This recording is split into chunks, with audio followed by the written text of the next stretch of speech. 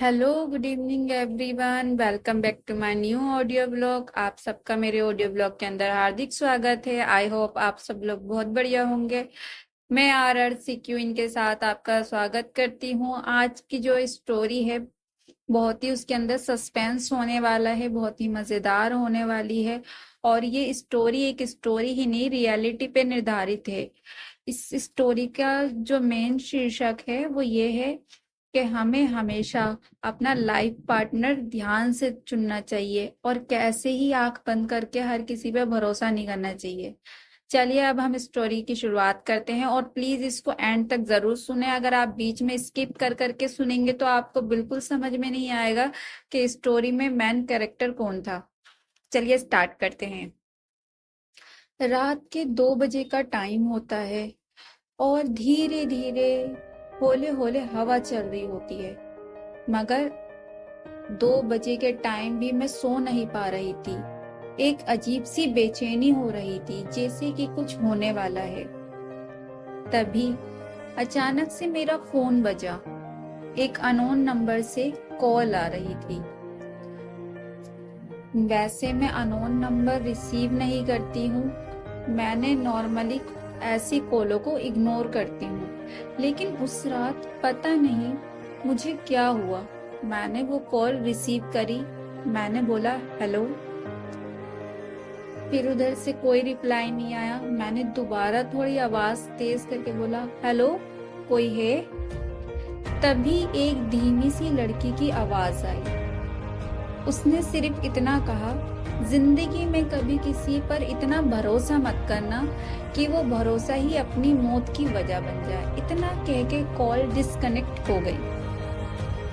मुझे लगा किसी ने मेरे साथ प्रैंक किया है, पर उसकी आवाज में एक अजीब सी ठंडक थी, जैसे कि अंदर से उसकी जिंदगी खत्म हो रही हो। अजीब सी उसकी आवाज में एक बेचैनी सी मैंने महसूस करी। मैंने फोन कट करा और सो गई। पर नेक्स्ट दिन जब मैं कॉलेज गई, मुझे एक अचानक से शॉकिंग न्यूज मिली। प्रिया मेरी बेस्ट फ्रेंड थी, उसकी कल रात एक्सीडेंट में डेथ हो गई। टाइम डेट का 1:58 था। मेरे हाथ पैर कांपने लगे। मैं तुरंत कॉल हिस्ट्री मैंने अपनी चेक करी। जो मेरे पास कॉल आई थी उस कॉल का टाइमिंग 2 बजे का था। कॉलर आईडी अननोन नंबर से कॉल आ रखी थी। मैं समझ नहीं पा रही थी क्या प्रिया ने मुझे मरने से पहले कॉल किया था या कुछ और था।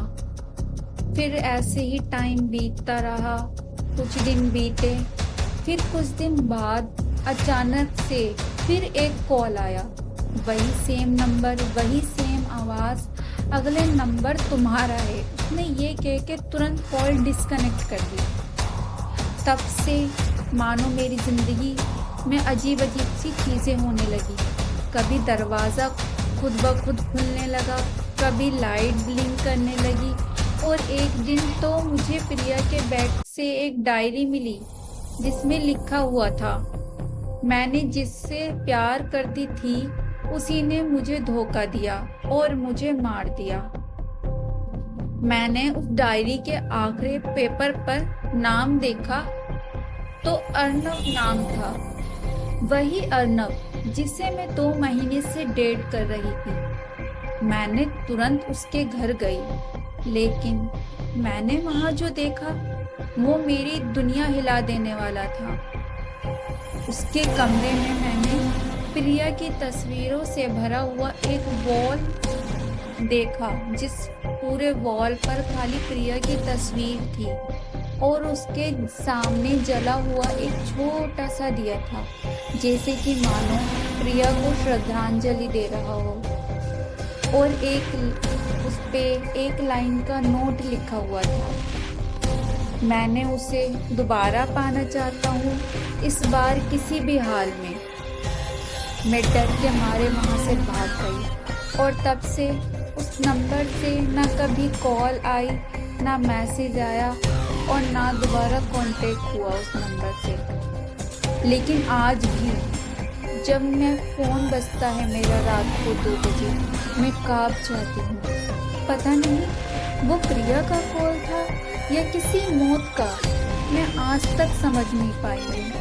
और इस कहानी का अभी तो ये शुरुआत है, इस कहानी का एंड अभी नहीं होना था। आगे की स्टोरी हम दूसरे कल के पार्ट में देखेंगे, ठीक 8 बजे।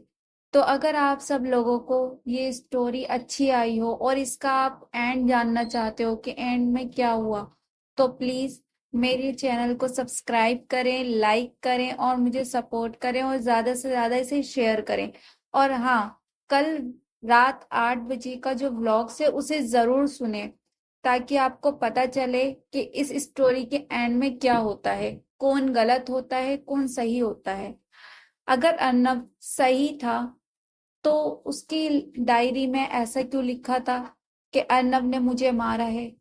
और अगर अर्नब ने ही उसे मारा था तो उसने अपने वॉलपेपर पर प्रिया की फोटोज क्यों लगा रखी थी, उसके फोटोज पे एक नोट क्यों लिख रखा था? ये सभी चीजें जानने के लिए आपको मेरा नेक्स्ट व्लॉग सुनना पड़ेगा। चलिए मिलते हैं कल 8 बजे इसी व्लॉग के पार्ट सेकंड के साथ। चलिए अब तक के लिए इतना ही। Bye, good bye.